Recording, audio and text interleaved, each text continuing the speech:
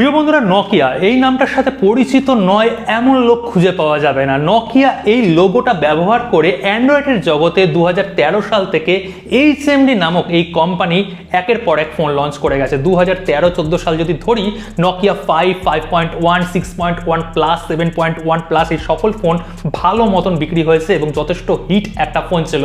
কিন্তু 2015-র পর থেকে আপনারা যদি লক্ষ্য করেন, একের পর এক যে ফোনগুলো তারা লঞ্চ করেছে প্রত্যেকটা ফোনই ফ্লপ হয়েছে। অনেক ফোন তারা নিয়ে এসছে ওভার প্রাইস, আন্ডার স্পেসিফিকেশন, মানে কম্পিটিশনের মধ্যে ফোনগুলোকে রাখাই যাবে না, কেনা তো দূরের জিনিস। কিন্তু MWC বার্সেলোনা 2024 সালের প্রথমেই আমরা দেখেছি জানুয়ারি মাসে হয়েছে, আর সেখানে HMD নামক এই কোম্পানিটা অনেক অ্যানাউন্সমেন্ট করেছে। তারা বলেছে ভবিষ্যতে তারা নকিয়া ব্র্যান্ডিংয়ের আন্ডারে কিছু কিছু ফোন তো অবশ্যই নিয়ে আসবে, কিন্তু সবচেয়ে বড় অ্যানাউন্সমেন্ট ছিল তাদের ব্র্যান্ডিংয়ের আন্ডারে তারা দুর্দান্ত কিছু ফোন নিয়ে আসছে। আর তার কিছু চমকও আমরা দেখেছিলাম এবং একটা ভিডিও বানিয়েছিলাম। আপকামিং এই HMD কিছু একটা ডিফারেন্ট করতে যাচ্ছে, কেননা আমরা এই যে চাইনিজ জগতে যে ফোনগুলো দেখছি, রিয়েলমি বলি, রেডমি বলি, এছাড়াও যে OnePlus থেকে শুরু করে ভিভো, অপো, সমস্ত চাইনিজ কোম্পানি, আর এখানে ওয়ান অ্যান্ড অনলি ওই স্যামসাংই রয়েছে, আর ওই অ্যাপেলের কথা আমি ছেড়েই দিলাম। HMD যদি এখানে ডিফারেন্ট কাজ করতে পারে তাহলে ফোনের মার্কেটে একটা ভালো শেয়ার কিন্তু তারা দখল করতে পারবে। সেই রকমই একটা আশা নিয়ে আমরা HMD ফোন কবে আসবে তার জন্য দিন গুনছিলাম, কিন্তু একটা বাজে কাজ HMD করে ফেললো। HMD গ্লোবাল মার্কেটে তাদের HMD প্লাস সিরিজের কিছু ফোন লঞ্চ করেছে, আর আজকের এই ভিডিওতে আলোচনা করব HMD প্লাস। হ্যাঁ, HMD প্লাস এই যে ফোনটা তারা লঞ্চ করেছে, এই ফোনে তারা এতদিন পর কি স্পেসিফিকেশন দিল আর দাম কত করলো। ইন্ডিয়াতে এই ফোনটা এখনো আসেনি, খুব তাড়াতাড়ি আসবে। ইন্ডিয়া বাংলাদেশের ফোনের দাম কি হবে, তারা কিছু ডিফারেন্ট আদৌ কি করতে পারলো, এই যে 10 বছর ধরে তারা যে মার্কেটটা স্টাডি করলো তারা অ্যাকচুয়ালি কি শিখলো। একদম সময় নষ্ট করবো না, আপনারা দেখছেন লিঙ্কট্রিক্স বাংলা, আমি অতনু, আর আপনাদের এরকম টাইপের আমি ভিডিও দিয়ে থাকি। এছাড়াও মোবাইল আনবক্সিং, রিভিউ তো আছেই, এবং সফটওয়্যার রিলেটেড বিভিন্ন আপডেটেড রিলেটেড ভিডিও, টেক নিউজও কিন্তু এই চ্যানেলে নিয়মিত চলে আসে। তো বন্ধুরা দেখুন, এই যে HMD প্লাস, মানে আমি যদি একটু বলি, ওই নকিয়া নামটা সরে গেছে, HMD লোগোটা চলে এসছে। এই ফোনটার যদি প্রথমে বিল্ড কোয়ালিটির কথা বলি, ডিজাইনের কথা বলি, ডিজাইন নিয়ে আমি কোনো কোশ্চেন করব না। ডিজাইন আমার যথেষ্ট ভালো লেগেছে। পলিকার্বনেট হার্ড, এখানে প্লাস্টিক তারা ব্যবহার করেছে। বিল্ড কোয়ালিটি যথেষ্ট ভালো দেয়, ইনবক্সি টাইপ। কিন্তু যদি ডিসপ্লে সেকশনের দিকে তাকাই, 6.65 ইঞ্চির LCD প্যানেল ইউজ করা হয়েছে। HD প্লাস, হ্যাঁ বন্ধুরা, HD প্লাস রেজলিউশন দেওয়া হয়েছে এবং 90 হার্জের রিফ্রেশ রেট দেওয়া হয়েছে।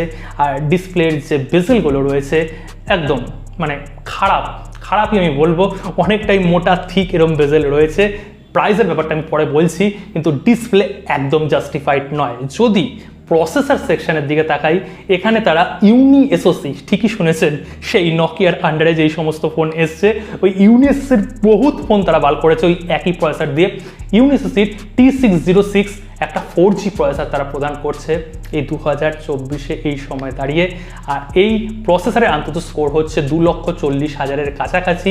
12nm বেস্ট আর্কিটেকচারে গঠিত, 8nm নয়, 4nm তো ভুলেই যান, 12nm বেস আর্কিটেকচারে গঠিত। আর কি বলবো, 4G একটা প্রসেসর, মিডিয়াটেক নয়, স্ন্যাপড্রাগন নয়, ইউনি এসওসির একটা প্রসেসর।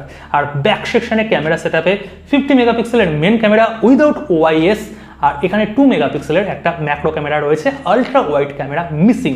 আর ফ্রন্ট সেকশনে সেন্টার ফাঞ্চলে 50 মেগাপিক্সেল, ওই স্যামসাং M55 এর মতন 50 মেগাপিক্সেলের সেলফি ক্যামেরা দিচ্ছে। এটা কিন্তু একটা ডিফারেন্ট কাজ করে দেখিয়েছে। দুটো ক্যামেরা দিয়ে আপনারা ফুল HD-তে ম্যাক্সিমাম ভিডিও রেকর্ডিং করতে পারবেন, মানে 4K ভিডিও রেকর্ডিংয়ের কোনো সুবিধা তারা প্রদান করেনি। ব্যাটারি সেকশনে স্ট্যান্ডার্ড 5000 mAh এর ব্যাটারি, ইনবক্স 20 ওয়াটের চার্জার থাকবে। আর এই 5000 mAh এর ব্যাটারি দিয়ে কিন্তু আপনারা 2 দিন মতন চালিয়ে দেবেন, কেননা এখানে রেজলিউশন HD প্লাস তারা প্রদান করছে। টাইপ সি পোর্ট রয়েছে, ডুয়েল স্টিরিও স্পিকার দেয়নি, সিঙ্গেল এখানে স্পিকার তারা প্রদান করেছে। 3.5mm জ্যাক দিয়েছে, তার পাশাপাশি হাইবার্ড সিম স্লট, মানে একটা মেমোরি কার্ড, একটা সিম কার্ড বা দুটো সিম কার্ড আপনারা ব্যবহার করতে পারছেন। আর স্টক অ্যান্ড্রয়েডের ইন্টারফেস থাকছে, এটা জেনুইনলি খুব ভালো কাজ। খুব কম সংখ্যক ফোন রয়েছে পিওর স্টক অ্যান্ড্রয়েডের সাথে লঞ্চ করা হয়, ওই গুগল পিক্সেল, তারপরে কিন্তু এই ফোনটাই আসে, মানে এই HMD নকিয়া লাইন আপই আসে। কেননা মোটরোলার মধ্যেও কিন্তু অনেক টুকটাক কাটাছেড়া করা হয়, ওটাও স্টক অ্যান্ড্রয়েড বলবো, কিন্তু পিওর স্টক অ্যান্ড্রয়েড বলবো না। এখানে পিওর স্টক অ্যান্ড্রয়েড আপনারা পেয়ে যাচ্ছেন।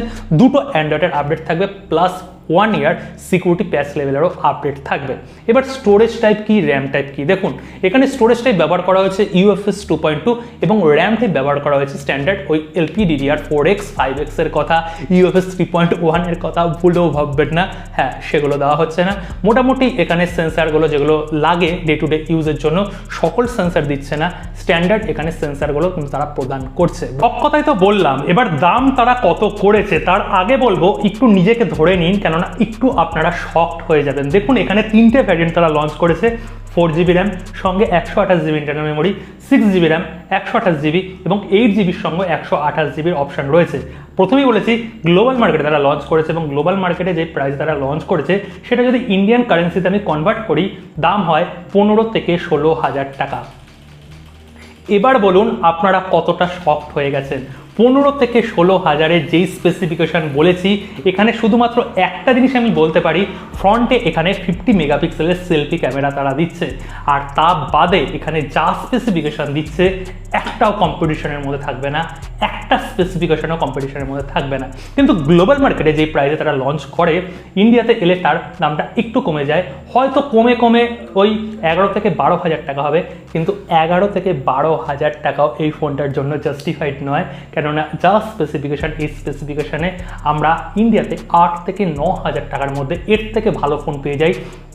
যেমন যদি বলি পোকোর আন্ডারে এখানে পোকো M6 Pro রয়েছে, যদি পোকোর কোম্পানির কথা যদি ছেড়ে যাই Realme 12X ফোন রয়েছে, স্যামসাংয়ের A15 রয়েছে, স্যামসাংয়ের M15 রয়েছে, এছাড়াও এখানে নার্জোর আন্ডারে ফোন রয়েছে, অনেক অপশান রয়েছে, বেটার চিপসেট দিচ্ছে, বেটার ক্যামেরা দিচ্ছে, বেটার বিল্ড কোয়ালিটি দিচ্ছে, ডুয়েল স্টিরিও স্পিকার দিচ্ছে, কি বলবো সমস্ত কিছুই বেটার দিচ্ছে। তো এই রকম দামে যদি ইন্ডিয়াতে পরবর্তী সময় এই ফোনটা চলে আসে, বা বাংলাদেশে তো আরও দাম বেশি হবে, 16-17,000 টাকা 18,000 টাকার কাছাকাছি চলে যাবে, তাহলে এই ফোনটা কোনোভাবেই আমি সাজেস্ট করবো না। মানে HMD এত বছর ধরে অ্যাকচুয়ালি কি শিখলো, এটাই হচ্ছে প্রধান কোশ্চেন মার্ক। তারা অ্যাকচুয়ালি কিছু শেখেনি। নিজে যদি ভুল করে মানুষ কিছু শিখতে না পারে তাহলে সেটা হচ্ছে সবচেয়ে বড় ব্যর্থতা। ভুল থেকেই মানুষ শেখে, আর ভুল থেকেই কোম্পানিরাও শেখে, প্রত্যেকটা জিনিসই ভুল থেকেই শিখতে হয়। HMD দেখি পরবর্তী সময় তাদের আর কি ফোন লঞ্চ করে, কোনো ফোন যদি ভালো হয় তাহলে আমরা হয়তো একটু ভালোবেসে ওই ফোনগুলোকে রিকমেন্ড করতে পারি। আপনাদের কেমন লাগলো অবশ্যই শেয়ার করবেন কমেন্ট সেকশনে। দেখা হচ্ছে কালকে নতুন ভিডিওর সাথে। সকল ভালো থাকবেন, সুস্থ থাকবেন।